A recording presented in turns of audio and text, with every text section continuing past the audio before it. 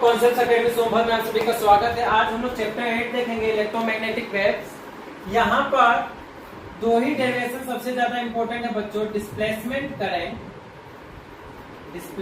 Current and continuity and property of continuity.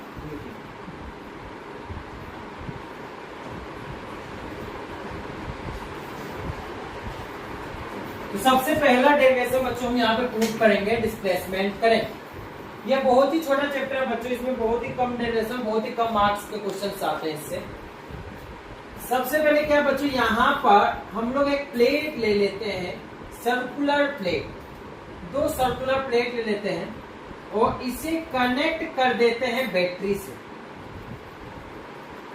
Battery से मैंने connect कर दिया तो ये प्लेट क्या होगी, चार्ज होगी। अगर मैं इसे जैसे मैंने एक यहाँ में स्विच लगा देता हूं, अब मैं जैसे स्विच को ऑन करूंगा तो ये क्या होगी, चार्ज होना स्टार्ट होगी। मान लेते हैं इस प्लेट पे प्लस चार्ज आ जाएगा, इस प्लेट पे माइनस चार्ज आ जाएगा। और जनरली एम्पियर्स रूल क्या है कि I equal to dQ/dt and किसी क्लोज्ड लूप में ही करंट फ्लो करती। जनरली एम्पियर का ये कहना था जब तक कोई लूप क्लोज नहीं होगा तब तक वहां करंट फ्लो नहीं होगी। पर आप देखें यहाँ पर बीच में कुछ भी नहीं है, वैक्यूम है, फ्री स्पेस है। फ्री स्पेस होने के बावजूद बच्चों यहाँ पे करंट फ्लो हो रही है। तो एम्पियर इस बात को नहीं समझा पाए, तब मैक्सवेल आए और मैक्सवेल ने बताया कि जो बाहर करंट फ्लो होती है उसे हम लोग कंडक्शन करंट कहेंगे और जो अंदर करंट फ्लो हो रही है उसे हम डिस्प्लेसमेंट करंट कहेंगे। पर क्वेश्चन ये राइज होता है, जब अंदर में कोई वायर ही नहीं लगा है तो अंदर करंट कैसे आ रही है? तो मैक्सवेल ने इस बात को डिस्क्राइब किया, कहा कि अंदर भले वायर नहीं लगा है पर इस प्लेट पर प्लस माइनस चार्ज होने के कारण इनमें क्या प्रोड्यूस हो रहा है, इलेक्ट्रिक फ्लक्स। क्या प्रोड्यूस हो रहा है, इलेक्ट्रिक फ्लक्स। और मान लेते हैं कि दोनों प्लेट की चार्ज डेंसिटी क्या है, सिग्मा। तो जैसे मैग्नेटिक फील्ड में होता है कि magnetic flux B into A के इक्वल होता है, उसी तरह इलेक्ट्रिक फ्लक्स किसके इक्वल होगा, E.A। जनरली इलेक्ट्रिक फील्ड जो होता है बच्चों वो प्लस से माइनस की ओर होता है। और ये एरिया वेक्टर, अगर मैं ये एरिया है प्लेट का तो एरिया वेक्टर हमेशा परपेंडिकुलर होता है एरिया ऑफ प्लेट के। तो बच्चों यहाँ पे E.A क्या होगा, EA cos थीटा। और जनरली बच्चों इन E और A के बीच में एंगल कितना बना है, 0 डिग्री। तो 0 डिग्री वैल्यू बच्चा 1 होगी, तो EA इंटू 1। अच्छा, आप लोगों ने ये पढ़ा हुआ है बच्चों, किसी भी टू पैरेलल प्लेट के बीच में इलेक्ट्रिक फील्ड कितना होता है, सिग्मा बाई एप्सिलॉन नॉट। अब मैं सोल्व करता हूं बच्चों।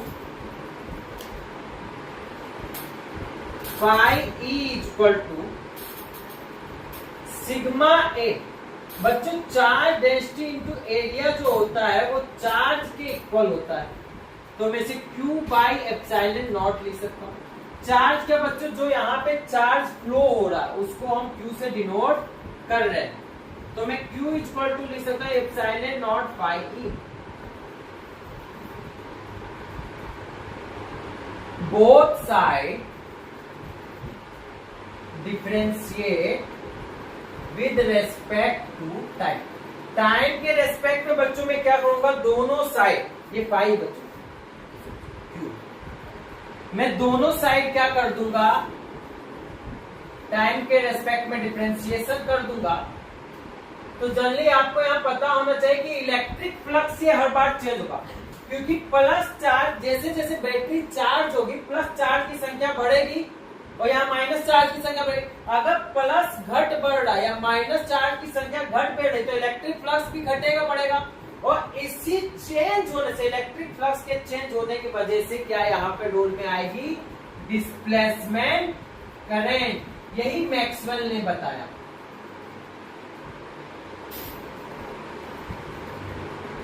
Rate of change of electric flux is called displacement current।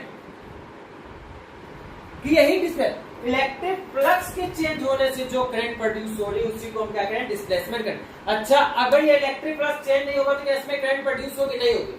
कभी भी कैपेसिटर पूरा चार्ज होने के बाद किसी भी करंट को फ्लो नहीं करता, क्योंकि उस समय क्या हो जाता है बच्चों, यहाँ पे कांस्टेंट इलेक्ट्रिक फ्लक्स आ जाता है। ठीक बच्चों, अब इसी में ही हम लोग क्या करेंगे, अपना दूसरा डेरिवेशन कर लेंगे बच्चों।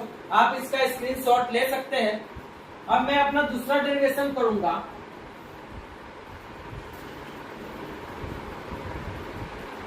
Continuity, property of continuity, second derivation है बच्चों ये, property of continuity. Same diagram रहेगा बच्चों, हम सेम फॉर्मूला का यूज करेंगे। इसमें दो तरह की बच्चों करंट फ्लो हो रही है। जो आईसी है वो होती क्या है, dq बाय dt, और जो आईडी है अभी हम लोगों ने प्रूव किया है। असल में बच्चों पहले मैं बताऊं प्रॉपर्टी ऑफ कंटिन्यूटी में क्या प्रूव करना है। अब ऐसा थोड़ी होगा कि बाहर में 5 एम्पियर है तो अंदर में 2 एम्पियर फ्लो हो रही, ये तो कंटिन्यूटी नहीं है। कंटिन्यूटी का मतलब ये है कि बाहर में जितनी करंट फ्लो हो रही है उतनी करंट अंदर में भी फ्लो होगी।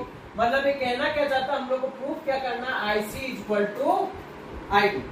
IC equal to ID prove करना, तो आईडी का मैं फॉर्मूला लिख देता हूं, epsilon naught d phi E by dt। अभी हम लोगों ने देखा है फाई की वैल्यू क्या होती है बच्चों, ई डॉट ए, और इसमें भी दोनों के बीच में कितना एंगल बन रहा है, 0 डिग्री। ये मैं आपको समझा चुका हूं कितना एंगल बनना है, और ए के बीच में 0 डिग्री।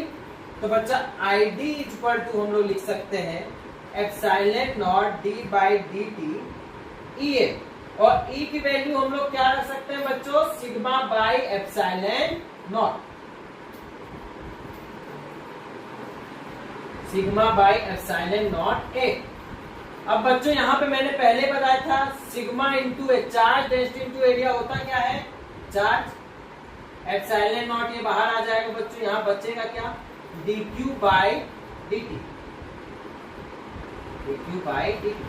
और जानिए dq बाई dt किसके इक्वल है बच्चों, कंडक्शन करंट। ये प्रूफ हो गया आईडी इक्वल टू आईसी बच्चों। ये सब वेरी इंपॉर्टेंट प्रूविंग है बच्चों इस चैप्टर की। आप इसको जोर ध्यान से देख लीजिएगा, आप इसका स्क्रीनशॉट ले सकते हैं बच्चों।